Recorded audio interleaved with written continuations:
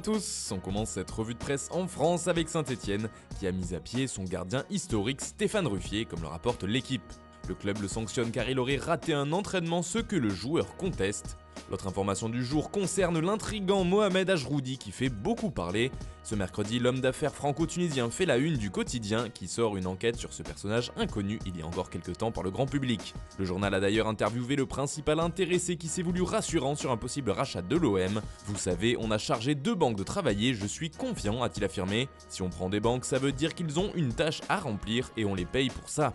En Espagne, le Real Madrid a déjà un pied sur la première place du podium de Liga. En effet, avec 4 points d'avance sur le Barça pour 2 journées restantes, le titre tend les bras à la Casablanca. Et d'ailleurs, les Madrilènes ont demandé à leurs supporters de ne pas fêter le sacre tant attendu dans la rue. Dans un contexte sanitaire toujours aussi tendu, le Real souhaite que ses fans restent à la maison, malgré le bonheur d'être champion d'Espagne comme le rapporte Marca. En Catalogne, c'est Luis Suarez qui fait les gros titres, l'Uruguayen fait la une de Mundo Deportivo, journal pour lequel il s'est livré notamment sur la VAR et le Real Madrid. Mais ce sont surtout ses déclarations sur Antoine Griezmann qui nous intéressent. Le numéro 9 du Barça a pris la défense du Français. C'est un joueur qu'il faut garder, il a une manière d'être très apprécié dans le vestiaire et il est très aimé. Antoine a traversé des moments difficiles parce qu'il n'est pas en réussite sur le terrain, mais il avait notre appui. Il sait que c'est compliqué d'arriver dans ce club en attaque. Tous les joueurs offensifs, nous essayons de l'aider pour qu'il prenne confiance, qu'il marque, qu'il donne des ballons de but. Il a été spectaculaire à Villarreal, a-t-il conclu. Des mots qui feront peut-être taire les rumeurs concernant le désamour de Griezmann à Barcelone. On part maintenant en Italie où Paolo Dybala fait parler ce mercredi. La Gazzetta dello Sport en fait sa couverture, car la Joya est comparé à un certain Michel Platini, véritable légende de la Juve. Aujourd'hui, l'Argentin a marqué autant de buts et joué autant de matchs que le numéro 10 français avec le maillot de la vieille dame en Serie A.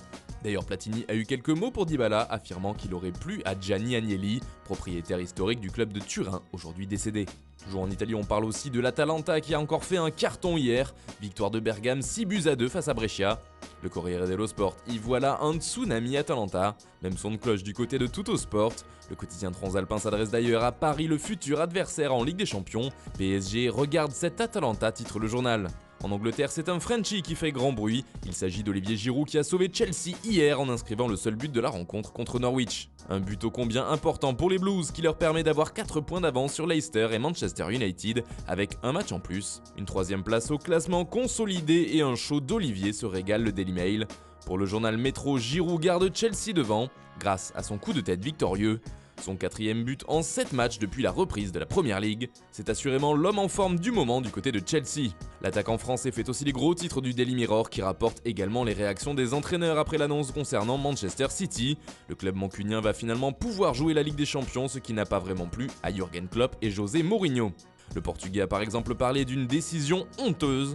De son côté, l'entraîneur de Liverpool a été plus mesuré. « Je ne crois pas qu'hier a été un bon jour pour le football, pour être honnête », a-t-il expliqué. Des mots auxquels a sèchement répondu Pep Guardiola. J'aimerais dire regardez-nous dans les yeux et dites-nous les choses en face et venez sur le terrain pour jouer.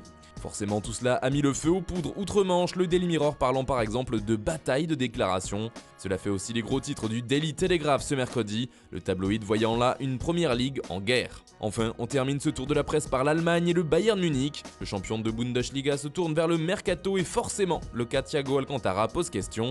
Annoncé sur le départ dans les médias, l'avenir de l'international espagnol serait pourtant toujours incertain. En mai dernier, il devait être prolongé officiellement, mais il aurait finalement refusé, affirme Sportbild dans son édition du jour. Toujours selon le quotidien allemand, il aurait mis sa maison en vente, synonyme de départ imminent. Pourtant, explique Sportbild, aucun club ne semble une option sérieuse, pas même Liverpool qui semblait tenir la corde. Un problème pour le Bayern qui ne veut pas voir Alcantara partir pour 0 € à l'été 2021 et dont le mercato dépend grandement du mouvement de l'ancien joueur du Barça. Affaire à suivre. Voilà, c'est tout pour ce matin, bonne journée à tous, on se retrouve dès demain pour une nouvelle revue de presse sur Foot Mercato.